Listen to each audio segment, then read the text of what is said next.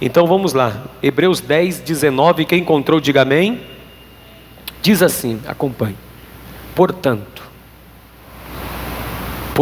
irmãos, temos plena confiança. A primeira coisa, eu quero que você já grife isso, de cara já marque a primeira coisa que você precisa saber para permanecer e receber aquilo que Deus tem para a tua vida. Então grife aí já no capítulo 10, versículo 19. Portanto, os irmãos, temos plena, grife aí, passe 2 traços na tua Bíblia, sublinhe, marque, plena confiança. Primeiro, para entrar no lugar santíssimo pelo sangue de Jesus.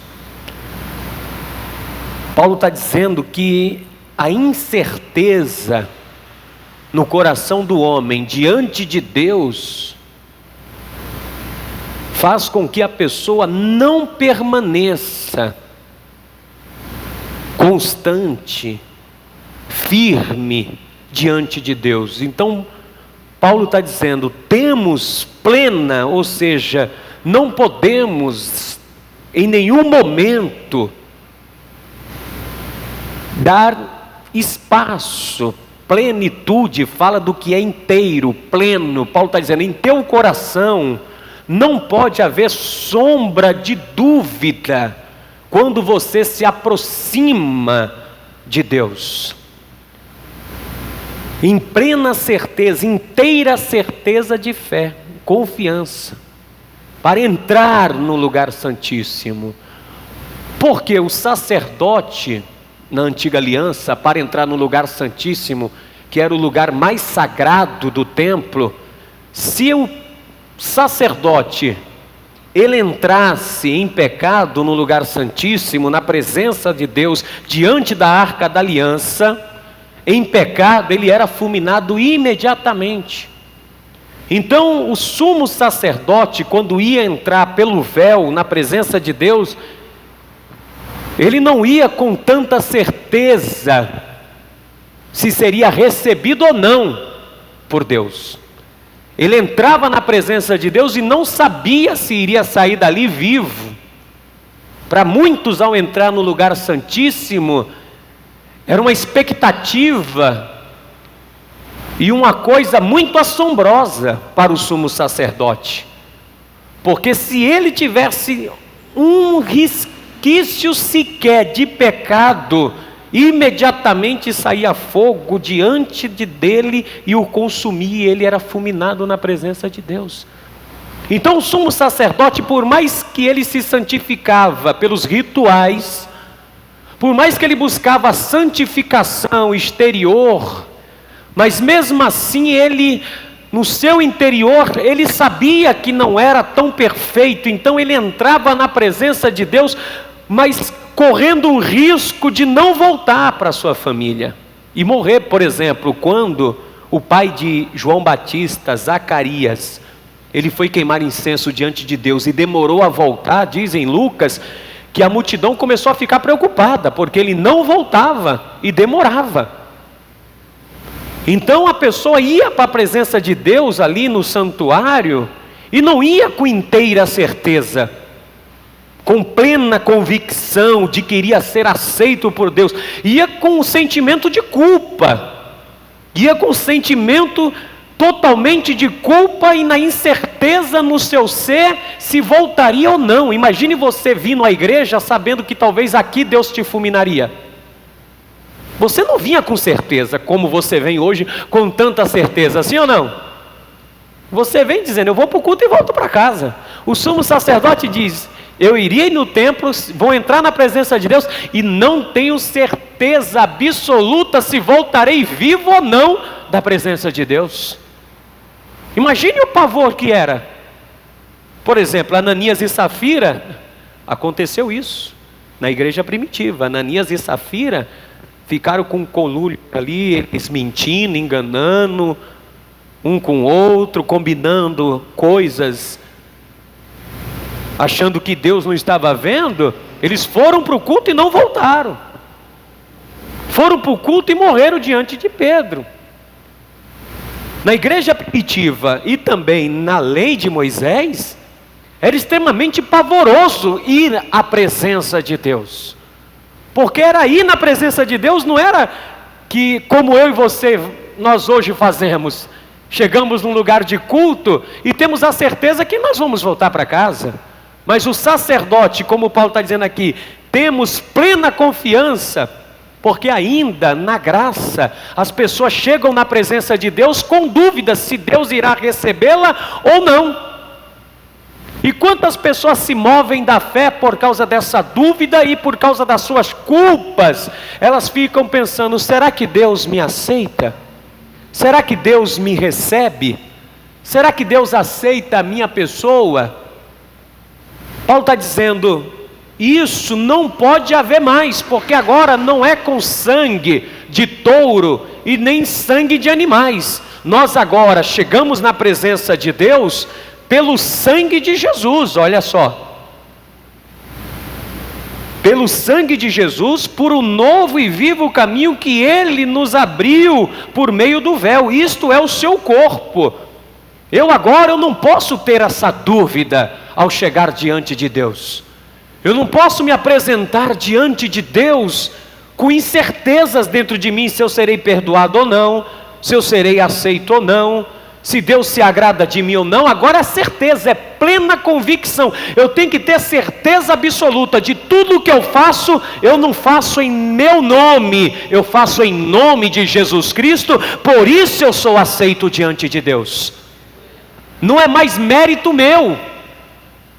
Porque as pessoas pensam que Deus tem que aceitá-las pelos seus méritos. Não, Deus não me aceita pelos meus méritos, pelo que eu faço. Deus me aceita diante dele agora, pelo sangue de Jesus e pelo corpo de Jesus, que foi dilacerado na cruz.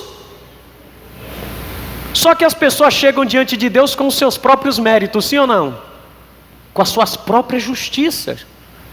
E Paulo está dizendo, não, tenhamos plena confiança agora, para entrar na presença de Deus, para entrar no lugar santíssimo, no lugar mais sagrado do universo, que é na presença de Deus. Então quando eu dobro meus joelhos, quando eu fecho os meus olhos e digo eu vou na presença de Deus, eu não me apresento mais diante dele pela minha própria justiça, com sangue de animais, com rituais, não, eu agora chego diante dele, apresentando o Cordeiro imaculado, santo, que tira o pecado do mundo, que rasga a cédula contra mim, e me justifica diante de Deus, e me dá a confiança de falar na face do Pai com ousadia, na certeza de que Ele me ouve.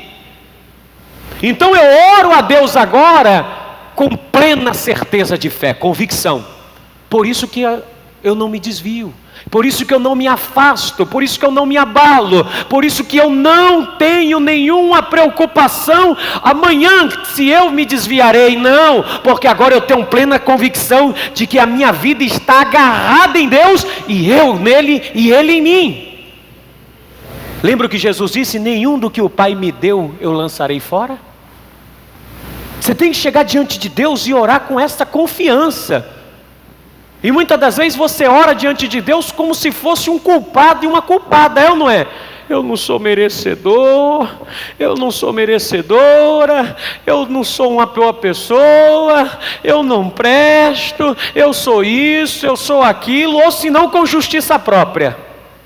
Eu dou o dízimo de tudo quanto possuo, faço isso, faço aquilo, eu sou isso, eu sou aquilo diante do Senhor. Não, agora é pelo sangue de Jesus. Não é pelos meus méritos, não é pelas minhas fraquezas, é por tudo aquilo que Jesus fez por você na cruz, por tudo aquilo que foi feito na cruz, pelo sangue e pelo seu corpo. E Ele rasgou o corpo dele inteiro, dilacerado, e abriu um caminho agora para mim estar na presença de Deus. Ou seja, eu estou num caminho que vai dar esse caminho, só vai dar em um único acesso, que é no lugar santíssimo, que é na presença de Deus, e eu tenho a confiança de chegar diante de Deus e orar, e receberei, e serei abençoado, serei perdoado, serei restaurado, serei levantado, justificado, sem me mover da esperança. É a primeira coisa que Paulo diz. Para você não se mover e permanecer, você tem que ter essa confiança diante de Deus. Você tem que servir a Deus com essa pegada de confiança. Isso não é presunção, isso é certeza, é fé, que você não confia em você e nem nas suas obras, mas que você só confia naquele que pode todas as coisas, naquele que te sustenta com a destra da sua justiça. Então você tem que chegar com essa confiança diante de Deus. Primeira coisa, para você permanecer, é ter essa confiança. Pastor, que tipo de confiança? Vou dar um exemplo prático. Se você tivesse hoje em torno de 7 anos de idade, imagine você com 7 anos de idade com teu pai. Se teu pai dissesse, se joga desse precipício que eu te seguro aqui. Se teu pai dissesse isso, você é uma criança pura, com coração puro, sem maldade nenhuma, mas porque você confia que teu pai vai te segurar, você se jogaria sim ou não? Sim. Porque teu pai estaria aqui embaixo e te seguraria, é ou não é? Essa é a confiança que Paulo está dizendo, é a confiança, é o apego em Deus de tal maneira que eu não me movo de nada, porque eu tenho certeza que Ele está comigo. Olha aí agora no verso 21 a resposta, porque temos, não terei, eu já tenho. Temos um sumo sacerdote sobre a casa de Deus. Porque agora eu tenho alguém em meu favor. Eu tenho alguém que está comigo, então não há motivo de eu me assombrar. Não há motivo de eu temer coisa alguma. Porque nós temos um sumo sacerdote. Qual era o ofício do sumo sacerdote? Não era ir na presença de Deus, interceder por nós? Agora não é mais homens que intercede por nós diante de Deus, com rituais e sacrifício, mas agora é o próprio Senhor Jesus intercedendo por você. Você já teve noção do que é isso? Você já parou para pensar o que é Jesus pedindo a Deus por você? Se você tiver essa confiança, porque o Espírito Santo que está em você intercede por você com gemidos inexprimíveis, porque nós não sabemos pedir como convém. Porque agora temos um sumo sacerdote chamado Espírito Santo, chamado Jesus, que está diante do Pai, que intercede por você 24 horas nas tuas fraquezas, para que você não se mova. Então, pastor, eu estou fraco, estou desanimado, estou isso, estou aquilo, mas se você confiar nele, plena certeza, não tiver nenhuma incerteza dentro do teu ser, mas se tiver certeza, eu já fui perdoado, Jesus já me perdoou de todas as acusações, de todas as minhas culpas, Ele já me deu a vitória, eu estou com Ele, Ele está em mim. Se você tiver essa plena certeza, na mesma hora, Jesus que morreu e ressuscitou, o nosso Senhor, Ele intercede por você, dizendo: Pai, ela não pode deixar de viver assim, ela não pode continuar vivendo assim, ela não pode desviar-se, ela não pode se mover da esperança, ela não pode desistir. Então, Pai, fortalece ela para que ela permaneça e alcance a vitória em meu nome, porque eu morri para que ela tenha vida e tenha vida com abundância, para a glória de Deus Pai, o Todo-Poderoso. É essa certeza que você tem que ter dentro de você, meu amado, e ninguém pode tirar essa certeza, só você mesmo. Ninguém tem poder de tirar essa certeza, esta convicção de fé dentro de você. Cheguemos-nos com inteira certeza de fé, porque nós temos um sumo sacerdote. E olha só no verso 22, assim, aproximemo-nos de Deus. Assim nós devemos aproximar, com esta confiança, é assim.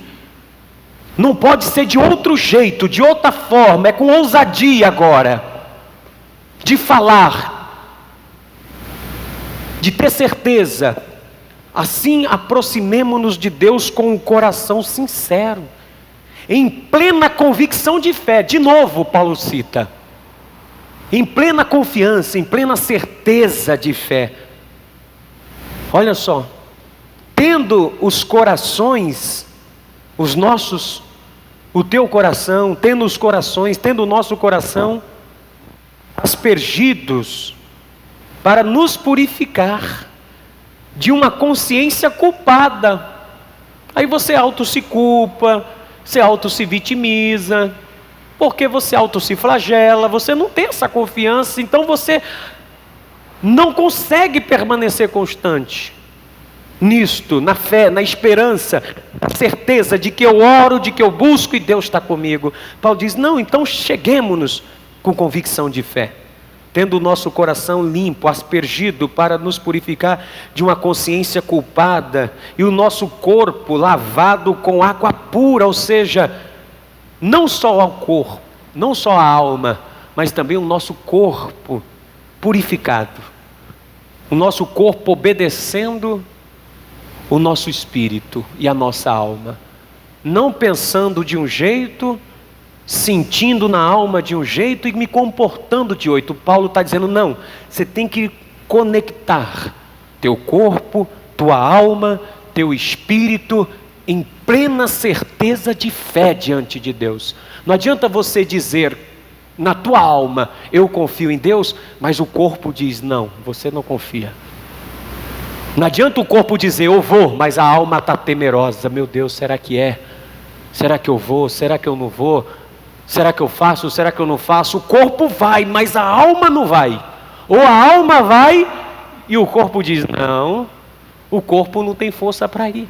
Paulo está dizendo, então purifique-se, limpe-se desse sentimento culposo, limpe-se de todo tipo de coisa que não permita você ter confiança diante de Deus, que tire a tua confiança do Senhor, porque o que tem de pessoas hoje, minha gente, no Evangelho, que chegam diante de Deus tão culpadas, cheias de culpas na alma, com medo até de orar, de falar com Deus, dizendo, Deus não vai ouvir minha oração. Quem disse que Deus não vai ouvir a tua oração? Deus ouve a oração do mais vil pecador dessa terra. Basta ele ter confiança, certeza, convicção, dizendo, não, Deus já me ouviu. Tenhamos, pois, essa certeza. Olha só no verso 23, apegamos, seguramos com firmeza a esperança que professamos.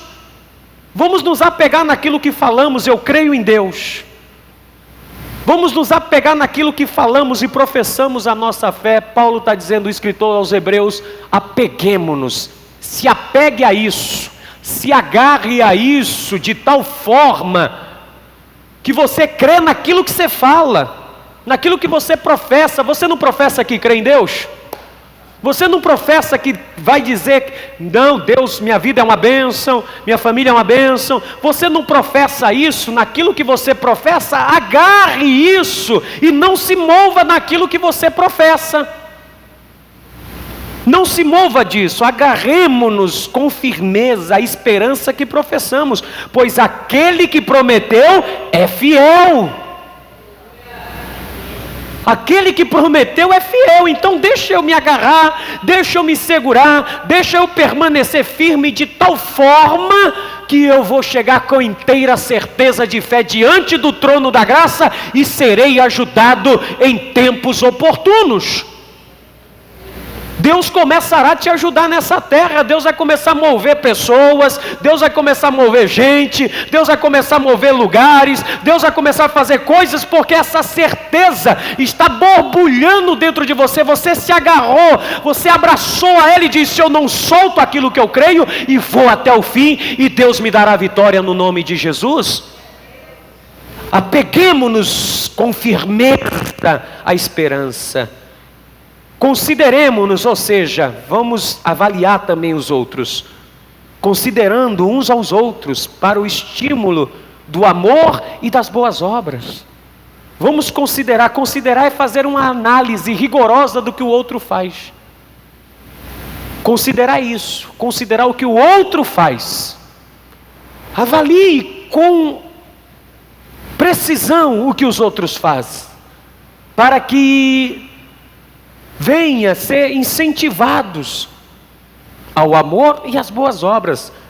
Então nós temos que considerar também o que os outros fazem. Temos que valorizar o que os outros fazem também.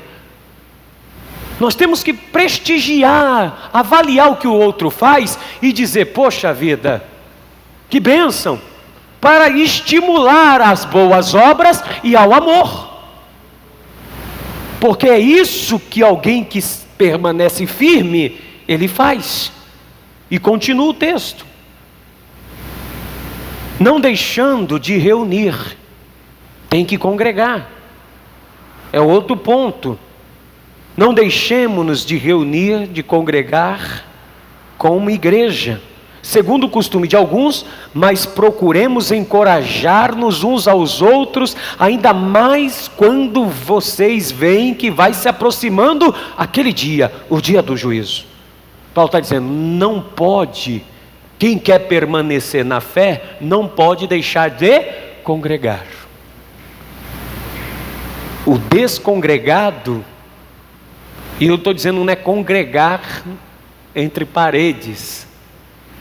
Congregar é se reunir com os irmãos em Cristo. Porque tem muita gente que congrega com as paredes, mas não agrega com os irmãos. Paulo está dizendo aqui de igreja, igreja não parede, igreja somos nós, não deixando de congregar como igreja. Então nós temos que agregar valores na vida de um do outro. Temos que agregar, congregar é isso, é agregar valores. E muitas vezes por que o outro não permanece? Porque em vez de agregar na vida do outro, não agrega nada. Não agrega coisa nenhuma. É um fardo, é pesado para o outro carregar. Você se torna um peso para o outro irmão, para outra igreja. Porque eu não quero congregar. Paulo está dizendo, quem não congrega não permanece na fé. Quem não agrega na vida dos outros, não tem como permanecer. Você tem que agregar valores, agregar vida na vida das pessoas que estão à sua volta. Você tem que fazer coisas para que as pessoas à tua volta sejam beneficiadas através do que você faz. E isso vai estimulando a fé das pessoas e daqueles que estão à tua volta. Senão você acaba desestimulando as pessoas que estão caminhando com você. O que Paulo disse também? Imitai a fé dos vossos pastores, porque eles vão te dar conta da vossa alma. Ajudai a eles para que eles não façam a obra gemendo, para que não os desfaleça, porque eles darão conta da vossa alma no dia do Senhor. Ou seja, eu agregando como igreja na tua vida e você agregando também como igreja na minha vida. E nós agregando nos bairros aonde nós estamos, porque nós temos que se reunir como igreja, juntos, ligados, e é isso que vai permanecendo. Veja que em Atos dos Apóstolos capítulo 2, a igreja estava o quê? Todos os dias congregando, unânimes, e não havia necessitado algum. Tinham certeza, tinham confiança, mantinham-se firmes na fé, não se desviavam da esperança. Então você precisa entender isso. E aí Paulo continua dizendo aqui, se continuarmos, aí ele cita agora aqui, ó, no verso 26, aí ele faz uma observação e um alerta no verso 26. Se continuarmos a pecar, e eu não estou falando aqui, Paulo também não está falando de pecar só de adultério, furto, roubo, não, de errar o alvo. A palavra pecar é errar o alvo, é tentar fazer algo e dar errado. Se continuarmos a pecar deliberadamente, fazer do teu jeito, fazer da tua forma, como você acha, depois que recebemos o conhecimento da verdade, já não resta sacrifício pelos pecados, mas tão somente uma terrível expectativa de juízo e fogo intenso, que consumirá, olha só, que consumirá os inimigos de Deus. Ou seja, se você não permanecer, como ele está dizendo, agarrar a essa esperança, segurar-se a ela, estimular as boas obras, ao amor, congregar como igreja, são essas coisas, são esses valores que nos faz permanecer diante de Cristo. Então Paulo está dizendo, você vai acabar pecando deliberadamente, com consciência, e aí já não tem mais sacrifício para tal pessoa, a não ser um juízo, um fogo intenso, que consumirá os inimigos de Deus. Você se torna inimigo, adversário, aí você já não se aproxima mais de Deus, você está se afastando de Deus. Quanto mais você se afasta de Deus, você se torna inimigo de Deus.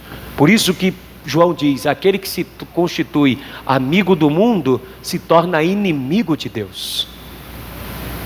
Então a pessoa se torna adversário de Deus.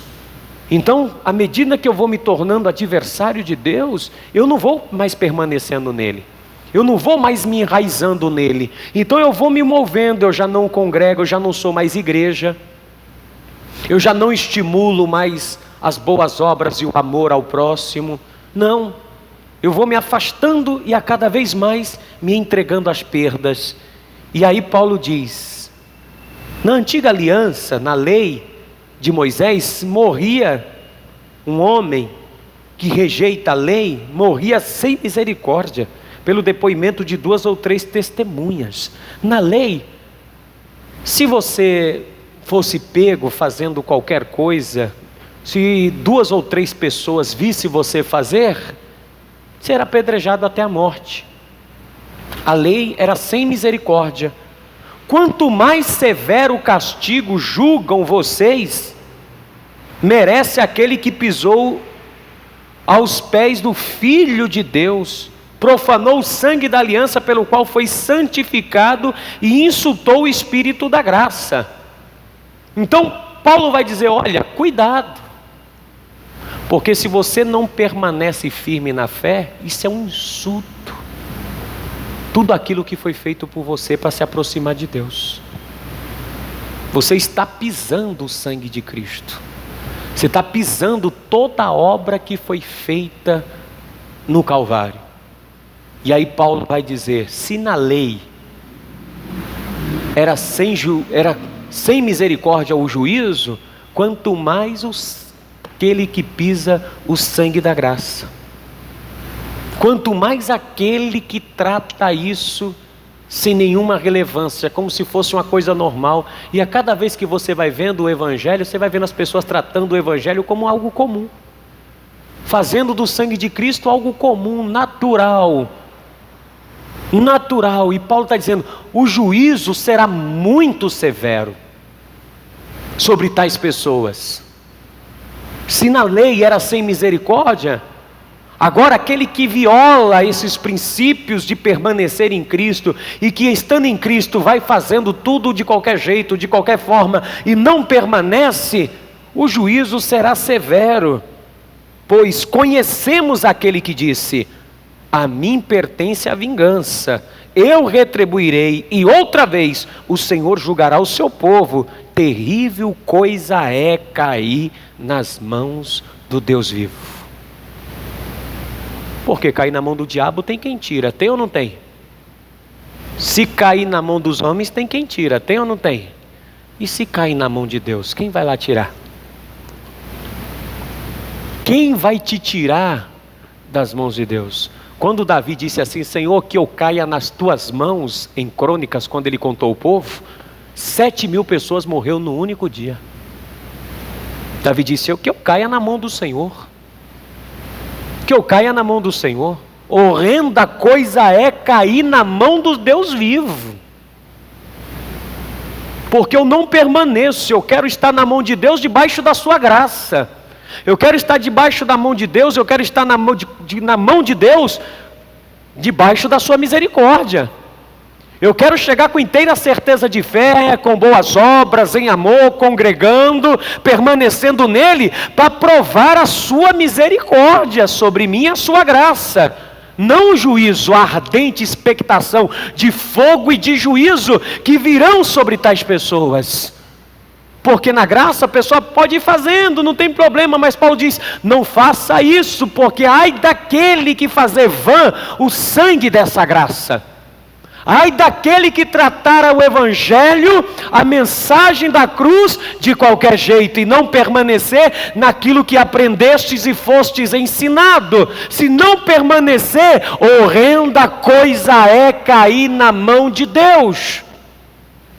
Não brinca com esse negócio, gente. Porque mais cedo ou mais tarde Deus trará juízo a todas as obras ocultas e também as claras. Deus a qualquer momento traz a juízo. Então nós temos que ter essa certeza agora de estar em Cristo. Nós não podemos nos mover da esperança que nos foi proposta.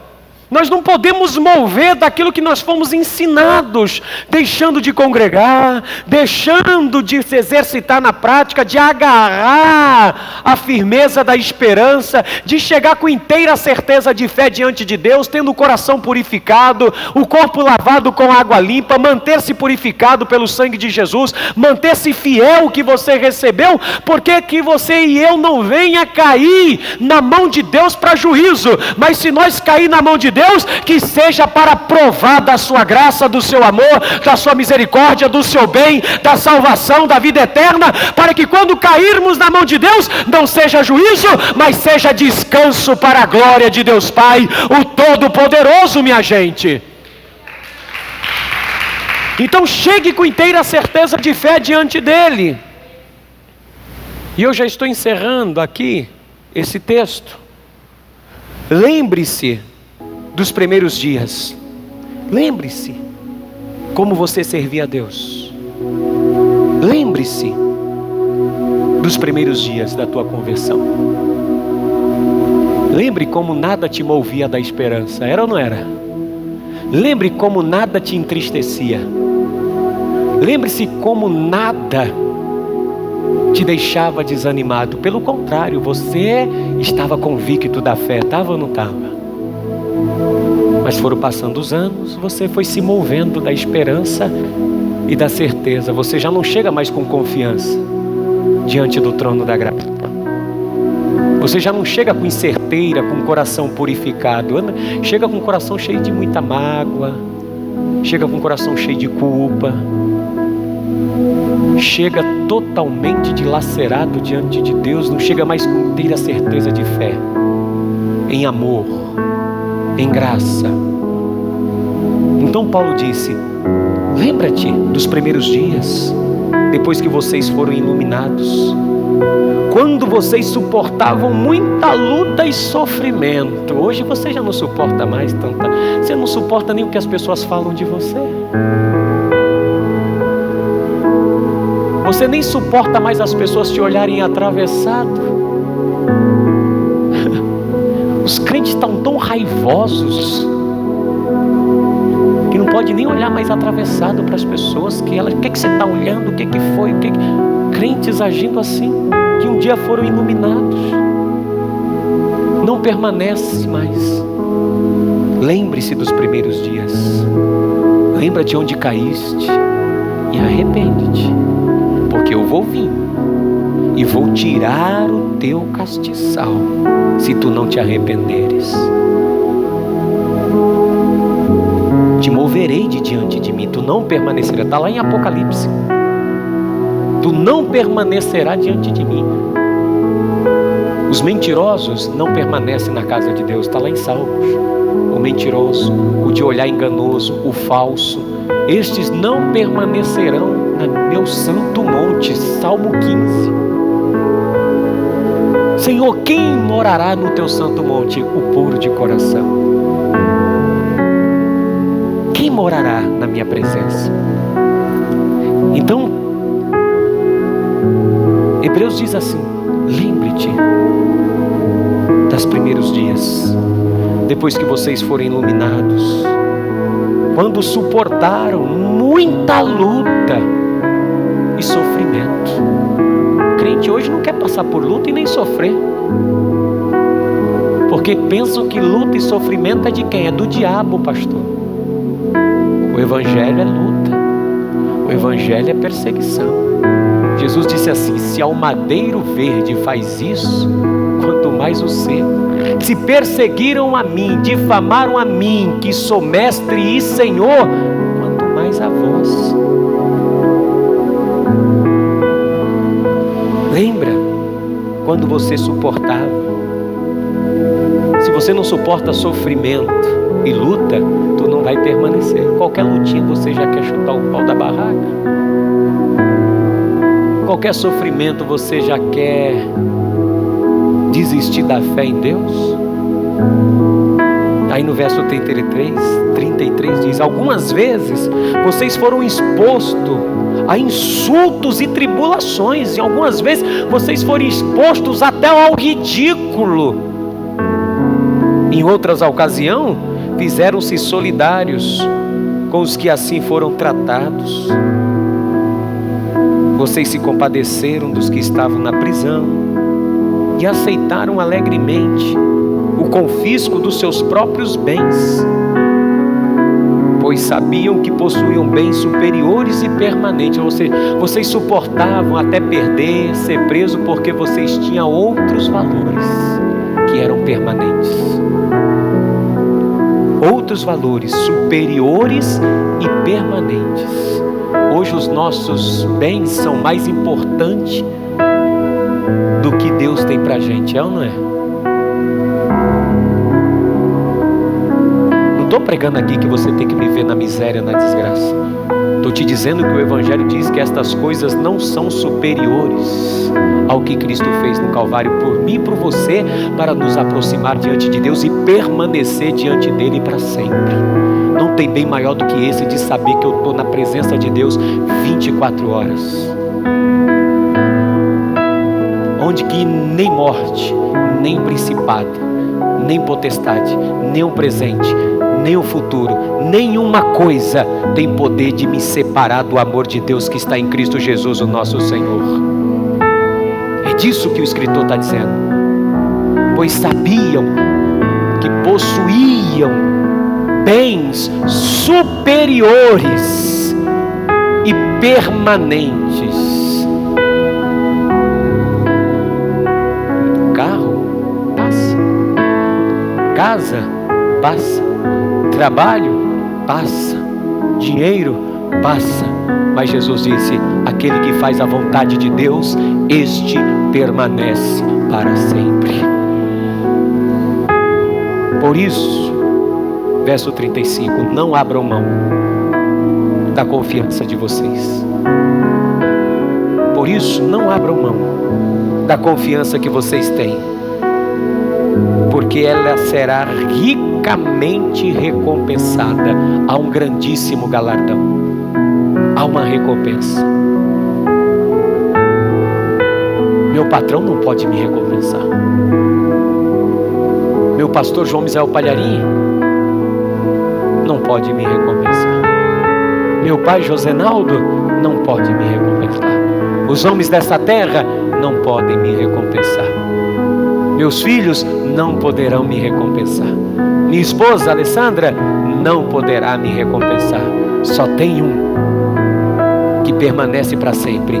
Ele pode me recompensar, porque ainda que homem nenhum nessa terra me recompense, mas Paulo está dizendo: se você não se mover dessa esperança, ela será ricamente recompensada. Vocês só precisam perseverar, de modo que quando tiver feito a vontade de Deus, receberão o que ele prometeu, pois um pouquinho de tempo o que há de vir virá e não tardará, em nome de Jesus Cristo. Quem permanece é honrado por Deus, não pelos homens. Que a glória do homem passa. O que é o homem? João disse: é como a erva, e a sua glória como a flor do campo, que hoje existe e amanhã não existe, mas aqueles que fazem a vontade de Deus permanecem para sempre. A aí não tem São Paulo, não tem Mogi, não tem Brasil, não tem lugar nesse mundo que você não chegue e Deus não te honre a tua fé, em nome de Jesus Cristo. Por isso chega com inteira certeza de fé diante do trono da graça, na certeza de que você será ouvido. Não se mova dessa esperança, tendo o coração purificado de toda má consciência, de toda mal. Lava o coração, lave a alma, o corpo, alma e espírito está na presença de Deus. Porque nós estamos assentados com Cristo nas regiões celestiais. Permaneçam firmes, porque a honra, a bênção, a graça, a misericórdia não procedem de ninguém. Todo dom perfeito vem do alto, desce do céu, do Pai das luzes, que não há sombra de variação, e nele é que você terá tudo aquilo que você precisa, em nome de Jesus Cristo.